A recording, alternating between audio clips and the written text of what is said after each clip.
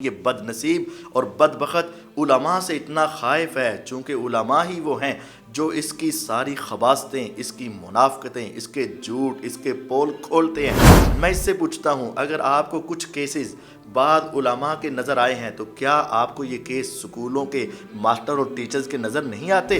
کیا یہ rape universities میں نہیں ہوتے؟ کیا یہ ریپ کالجز کے افراد کے اندر نہیں ہوتے؟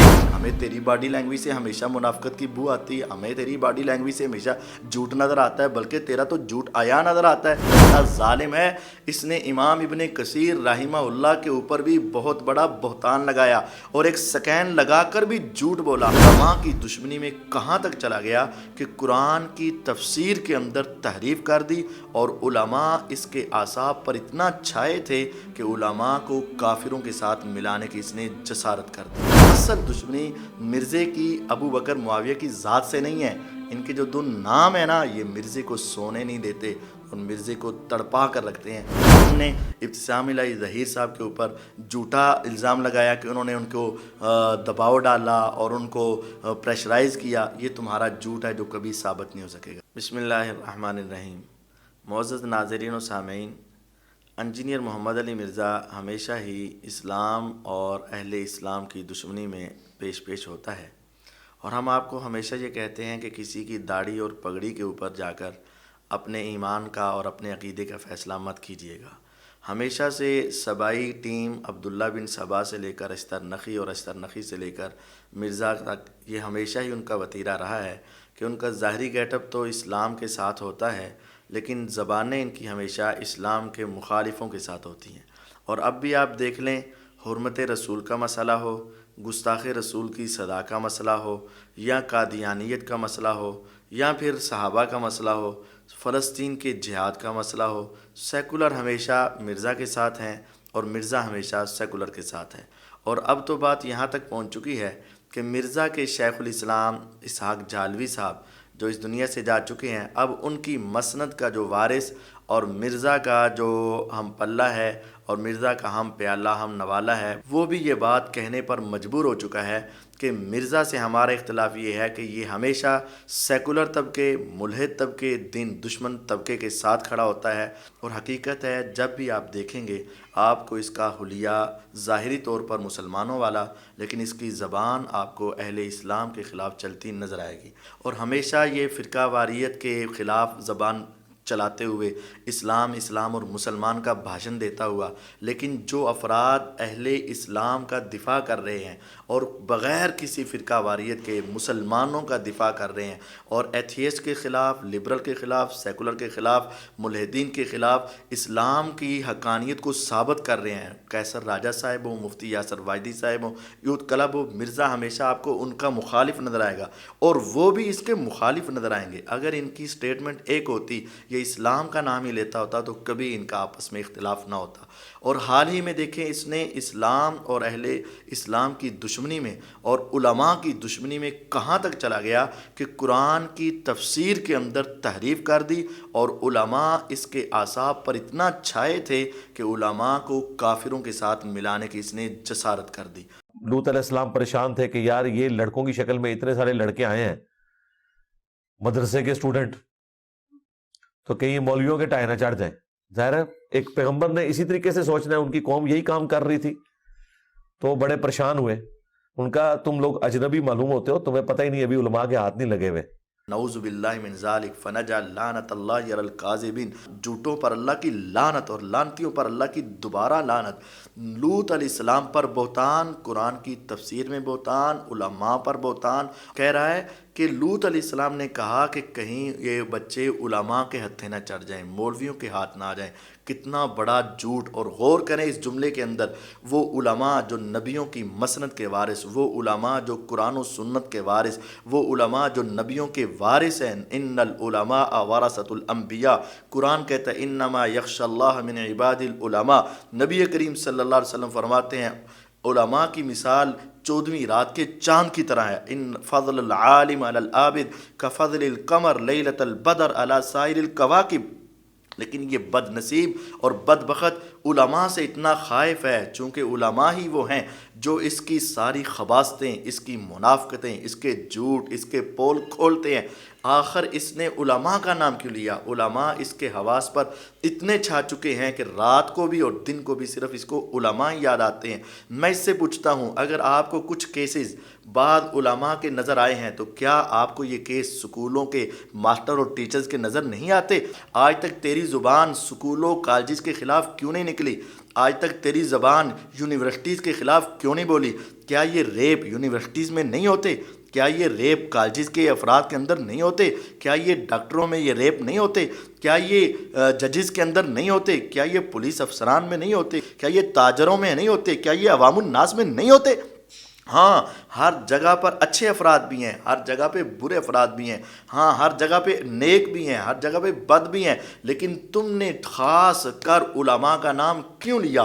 صرف اسلام دشمنی میں علماء کا نام کیوں لیا؟ کیونکہ وہ تیرا پول کھولتے ہیں۔ تیری منافقت چونکہ صرف علماء کھولتے ہیں، اور تمہیں علماء سے اور اسلام سے دشمنی ہے کہ قرآن کی تعریف کر دی، قرآن میں تبدیلی کر دی، قرآن کے اندر اپنی زبان ڈال دی، اور سیدنا لوط علیہ السلام کے اوپر تہمت لگا دی۔ ہاں، جب تم لوط علیہ السلام پر تہمت لگا سکتے ہو، علماء کے بارے میں اتنی بد زبانی کرتے ہو، تو ابن کثیر رحمہ اللہ تو تیرے نزدیک شاعر کوئی نہیں۔ ایسا ظالم ہے، اس نے امام ابن کثیر رحمہ اللہ کے اوپر بھی بہت بڑا بہتان لگایا اور ایک سکین لگا کر بھی جھوٹ بولا۔ حافظ ابن کثیر تاریخ میں لکھ رہے ہیں کہ یہ جو مولویوں کا جو منہ کالا کرنے والا عمل ہے نا، یہ ایسا کبھی فعل ہے کہ انہوں نے کہا کہ کوئی مفتی، کوئی عالم، کوئی فقیہ، کوئی حکومتی عہدیدار، کوئی جج اس کام سے محفوظ نہیں ہے سوائے اس کے کہ جسے اللہ تعالیٰ بچا لے۔ لعنت اللہ علی الکاذبین فنجعل لعنت اللہ علی الکاذبین۔ ناظرین دیکھیں، ہم مرزا کا سکین لگا رہے ہیں، اس پوری عبارت کے اندر ایک مرتبہ بھی اللہ کی قسم مفتی کا لفظ نہیں ہے، علماء کا لفظ نہیں ہے، لیکن مرزا کی زبان سے سب سے پہلے لفظ یہ دو نکلے، مفتی اور علماء۔ کیوں؟ اس کی خباثت، اس کی منافقت، اس کی حقیقت صرف مفتیان ہی واضح کر رہے ہیں، اور علماء ہی اس کی خباثت کو عیاں کر رہے ہیں۔ اور یہی اسلام دشمنی ہے، یہی سیکولر کی خوشی ہے، لبرل کا یہی مقصد ہے، اور ملحدین کا یہی ٹارگٹ ہے کہ اسلام دشمنی کے اندر علماء سے لوگوں کو متنفر کیا جائے، علماء سے دور کیا جائے۔ اور مرزا امام ابن کثیر رحمہ اللہ کا نام لے کر ان کی تحریر کا سکین لگا کر کتنا بڑا جھوٹ بولتا ہے۔ میں دعوت فکر دیتا ہوں مرزا کو اور اس کے ماننے والے افراد کو، آج بھی آپ دیکھ لو مرزا کی زبان مفتی اور علماء بول رہی ہے، اور اس کے سکین میں اللہ کی قسم مفتی اور علماء کا نام نہیں ہے۔ ہم قیامت تک چیلنج دیتے ہیں، مرزا صاحب ان کی عربی کتاب سے، ان کے ترجمے سے مفتی اور علماء کا نام دکھا دیں، منہ مانگی قیمت دیں گے، لیکن نہیں، یہ صرف تیری زبان کا چکر ہے اور یہ تیرے دل کی منافقت ہے۔ علماء کے خلاف قرآن میں تحریف تم نے کر دی، علماء کے خلاف سیدنا لوط علیہ السلام پر بہتان تم نے لگا دیا، علماء کے خلاف تو نے امام ابن کثیر رحمہ اللہ کے اوپر بہتان لگا دیا۔ اور پھر آگے آخر میں کہتا ہے، دوسرا جھوٹ بولتا ہے کہ انہوں نے لکھا ہے کہ اپنے بچوں کو علماء سے بچا کر رکھے۔ پھر اینڈ پہ انہوں نے جا کے لکھا کہ اپنے بچوں کو ان علماء کرام کی پہنچ سے دور رکھیں، خصوصاً سفر کے اندر۔ فنجعل لعنت اللہ علی الکاذبین۔ دوبارہ اس لعنتی پر اللہ کی لعنت اور جھوٹوں پر اللہ کی لعنت ہے۔ انہوں نے اللہ کی قسم اس سکین کے اندر بھی علماء کا نام نہیں لیا۔ انہوں نے کہا بادشاہوں سے، تاجروں سے، قاضیوں سے، فقہاء سے، عوام الناس سے، منشیوں سے۔ عوام الناس میں تم نہیں آتے، تم نہیں آتے، اس کا مطلب پھر تیری اکیڈمی بھی ایسی ہی ہے، اس کا مطلب تیرا گھر بھی ایسا ہے۔ کیا تیرے بچے اور تیرے بھتیجے اور بھانجے دکان پر عوام الناس کے سامنے نہیں جاتے، چیزیں لینے کے لیے نہیں جاتے، وہاں سکول میں نہیں جاتے، ٹیچروں سے نہیں پڑھتے؟ ہاں، تم نے یہ ساری باتیں علماء کے خلاف کیوں کی؟ اللہ کی قسم علماء کا نام وہاں نہیں ہے، مفتیان کا نام وہاں نہیں ہے، تو نے علماء اور مفتیان کا نام لیا۔ اور پھر میں ایک تمہارا کلپ سن رہا تھا، تم یہ کہہ رہے تھے کہ میرا بچپن بھی علماء کے ساتھ ہی گزرا۔ تو یعنی میری تو چھوٹی سی عمر تھی اسکول جانے کی، جب سے میں یعنی مسجد میں، مدرسے میں علماء کے ساتھ اٹھنا بیٹھنا رہا, سوال جواب کا سلسلہ رہا. اور پھر تم دوسری جگہ کہہ رہے تھے کہ ابھی بہت سارے کیس اوپن نہیں ہوئے. ابھی بھی بہت کم کیسز رپورٹ ہوتے ہیں, لیکن وہ جو رپورٹ ہو رہے ہیں وہ بھی ہزاروں کی تعداد میں.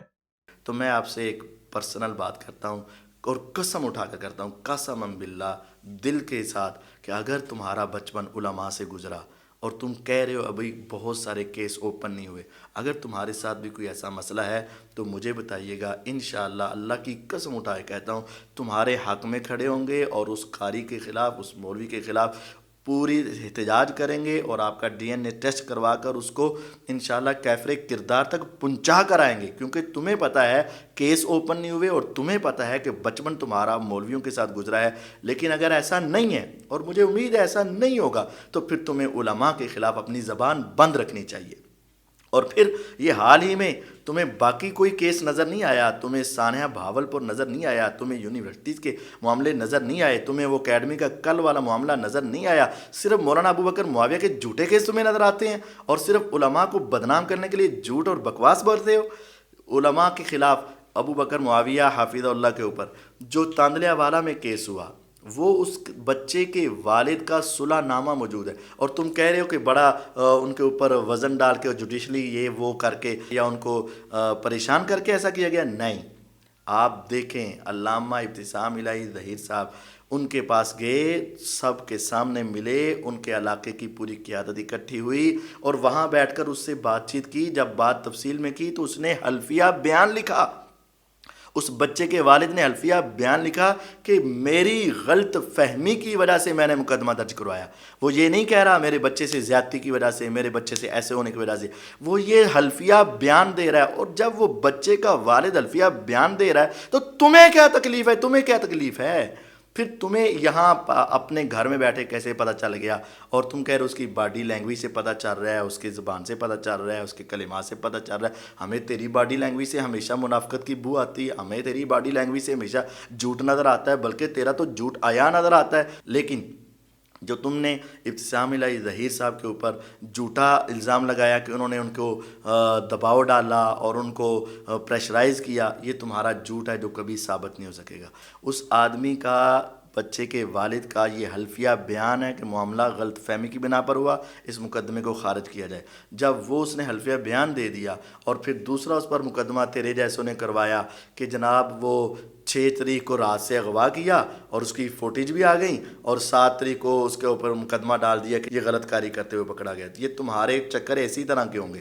اور پھر جب وہ بھی کیس خارج ہونے والا ہوا اور پھر تیسرا مقدمہ ڈال دیا, اور تیسرے مدعی جن کو بنایا گیا انہوں نے جا کر ہائی کورٹ میں خود ہی بیان دے دیا کہ یہ ہمارا نام لے کر جھوٹ بول رہے ہیں, ہم نے ایسا کوئی مقدمہ درج ہی نہیں کروایا اور ہم نے کوئی ایسا معاملہ کیا ہی نہیں. تو انشاءاللہ مولانا ابو بکر معاویہ حافظہ اللہ تو بالکل بری ثابت ہو کر رہا ہو جائیں گے. لیکن ان باتوں سے تمہاری فلسطین دشمنی, علماء دشمنی, اسلام دشمنی, دین دشمنی, قرآن میں تعریف دشمنی اور اہل اسلام کے ساتھ تیری منافقت واضح ہو چکی ہے. اور میں یہ سمجھتا ہوں کہ مرزا کی جو ابو بکر معاویہ حافظہ اللہ کے ساتھ دشمنی ہے نا, یہ صرف دونوں ناموں کی وجہ سے.